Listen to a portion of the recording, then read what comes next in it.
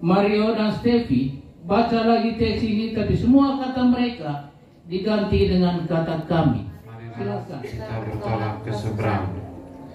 Kami meninggalkan orang banyak itu, lalu bertolak dan membawa Yesus beserta dengan kami dalam perahu di mana Yesus telah duduk, dan perahu-perahu lain juga menyertai Dia.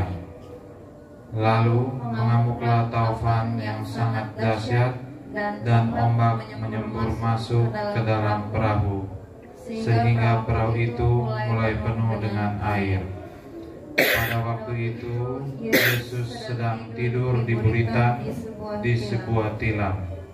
Maka murid-muridnya membangunkan Dia dan berkata kepadanya, "Guru, Engkau tidak peduli kalau kita binasa?" Ia pun bangun, menghardik angin itu, dan berkata kepada danau itu, "Diam, tenanglah." Lalu angin itu reda, dan danau itu menjadi teduh sekali. Atas nama kedua anak kami terkasih, Mario dan Stevi, dan juga atas nama kedua keluarga besar, izinkan kami mengaturkan ucapan terima kasih kehadiran Bapak Ibu Nde Ema Abu ACKM yang berkenan hadir di sore hari ini di tengah kesibukan kita masing-masing.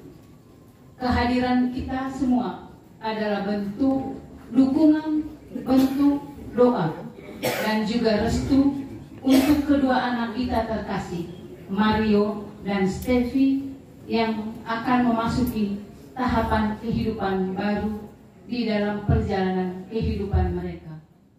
Dan dalam konteks perjumpaan kita sore hari ini, syukur terjadi dan atas alasan Stevi dan Mario diajak berlayar bersama Tuhan ke seberang dalam rencana hidup berumah tangga mereka.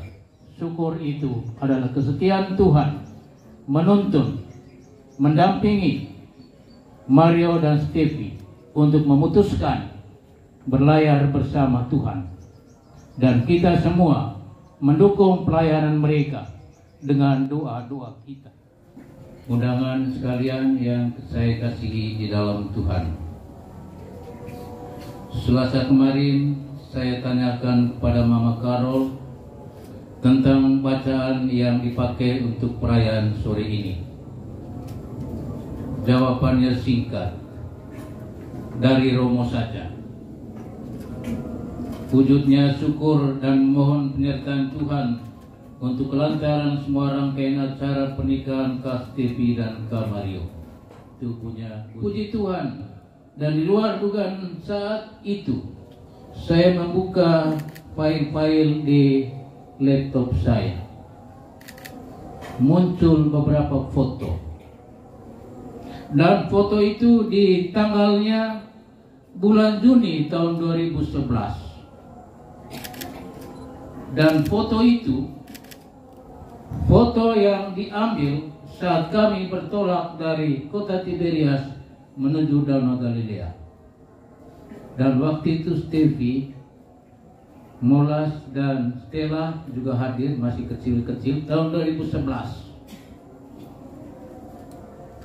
Saya coba melihat foto-foto itu, dan seingat saya ketika kami berlayar dari kota Tiberias menuju Galilea, saya baca teks yang tadi, dan saya tidak berpindah lagi dari teks itu. Maka itulah pertanggungjawaban saya mengapa saya tidak pakai teks bacaan harian hari ini, Injilnya, tetapi saya ambil teks yang kami pakai saat kami bertolak dari Tiberias menuju Museum Perahu Galilea.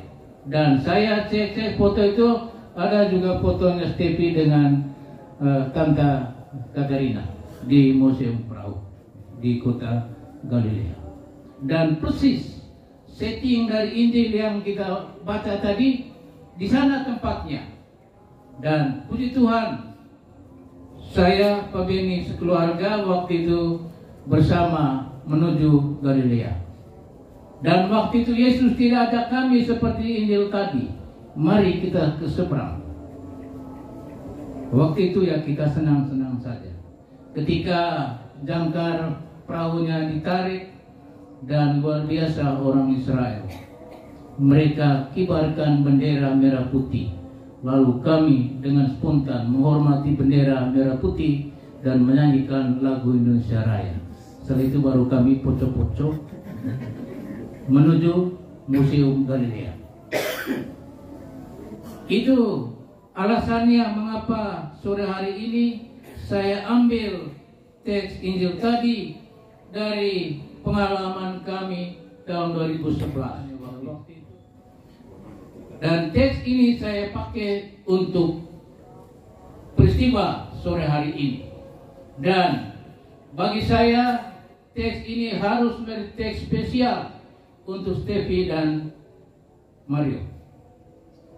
Karena itu sebelum kita merenungkan teks ini, saya coba memparafrasekan, mengubah kata mereka dalam teks tadi menjadi kata kami.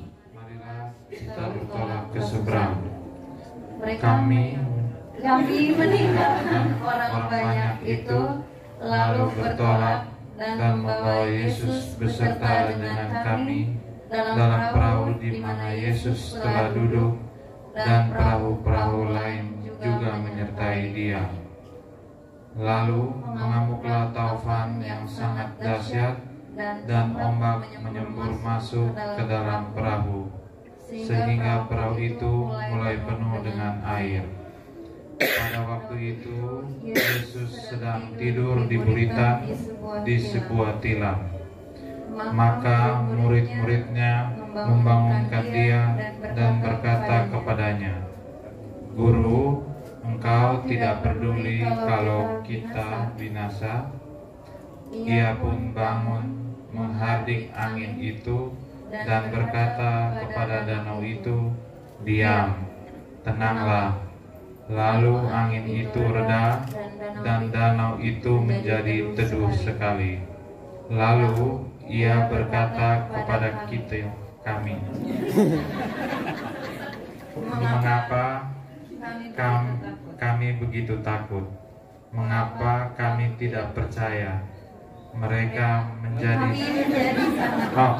kami menjadi sangat takut dan berkata seorang kepada yang lain, "Siapa gerangan orang ini sehingga angin dan danau pun taat kepadanya?" Terima kasih. Hidup kita selalu ada dalam ajakan Tuhan. Pada waktu itu hari sudah petang, Yesus berkata kepada mereka, "Mari kita bertolak ke seberang." Dan ayat ini secara sangat jelas menggambarkan kepada kita tentang hakikat hidup itu selalu berada dalam kondisi terajak Tuhan.